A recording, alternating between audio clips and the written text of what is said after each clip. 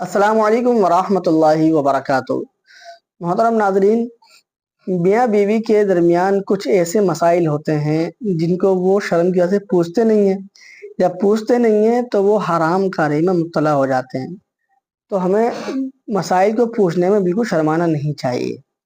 जैसे कि एक साहब ने सवाल किया कि मुफ्ती साहब, हम बिस्तरी करने के बाद जिस बिस्तर पर मियाँ बीवी की मुलाकात होती है, यानी हम बिस्तरी करते हैं, क्या उस बिस्तर को या उस चादर को या तकिए को धोना ज़रूरी है जिस तरह इंसान का गुस्ल करना ज़रूरी होता है? माशाल्लाह, बहुत अच्छा सवाल है। जो लोग अक्सर ये पूछा पूछा करते हैं। देखिए, हम बिस्तरी करने के बाद मियाँ बीवी पर गुस्ल वाजिब हो जाता है, उनको गुस्ल करना ज़रूरी है। अब वो नापाक तो हो गए। अब जिस बिस्तर पर हम बिस्तरी की है, क्या बेड शीट या फिर तकिया या वो कंबल या चादर जो वो ओढ़े हुए हैं, उनका धोना ज़रूरी है? देखिए, अगर उन पर नापाकी लगी है, यानी जिस बेड पर आपने हमबिस्तरी की है उस पर अगर नापाकी लगी है, इसी तरह वो चादर जो आप ओढ़े हुए थे उस पर अगर नापाकी लगी है, या फिर वो कंबल जिसको आप ओढ़े हुए थे जिस अगर उस पर नापाकी लगी है तो उसका धोना ज़रूरी है।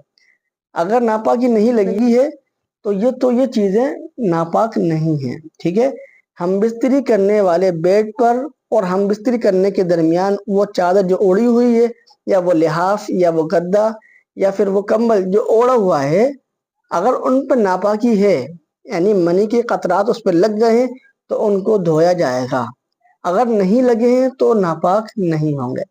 इसी तरह नापाकी की हालत में पाक कपड़े पहनने से कपड़े नापाक नहीं होते हैं, और इसी तरह पाकी की हालत में हमने नापाक कपड़े पहन लिए हैं तो बदन नापाक नहीं होगा जब तक कि बदन पर या कपड़ों पर नापाकी ना लग जाए।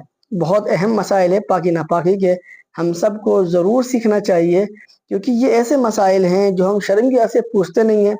जब पूछेंगे नहीं और फिर हम गलत मसलों पर अमल करने लगते हैं। जब गलत मसलों पर अमल करते हैं तो हमें सवाब के बजाय गुनाह मिलता है। तो हमें चाहिए कि हम मसाइल के मामले में बिल्कुल नहीं शर्माना चाहिए, और हया के दायरे में अपने उलमा किराम से अपने मसाइल पूछें, चाहे आपका कैसा भी मसाइल हो। अगर आप हया के दायरे में पूछते हैं तो इंशाअल्लाह आपको उलमा किराम बड़े आसानी और अच्छे तरीके से आपको मसाइल समझाएंगे, क्योंकि उलमा किराम ही एक ऐसी ज़ात है हमारे इस दौर के अंदर जो हमें सीधा रास्ता दिखाने वाली है। अल्लाह रब्बुल आलमीन हम सबको दीन की सही समझ अता फरमाए और अपने उलमा किराम से मोहब्बत करने वाला बनाए। आप इस क्लिप को शेयर करें, अपनी दुआओं में ज़रूर याद रखें। मिलते हैं किसी अगली वीडियो में।